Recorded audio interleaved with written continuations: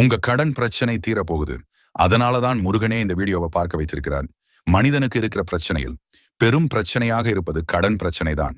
எவ்வளவு சம்பாதித்தாலும் பணத்தை மிச்சம் செய்ய முடியாமல் கடனுக்கு வட்டி செலுத்தவே போகிடுது என்பவர்கள் யாரும் இந்த வீடியோ பார்த்து கொண்டிருந்தால் ஓம் முருகா என்று கமெண்ட் பண்ணுங்க.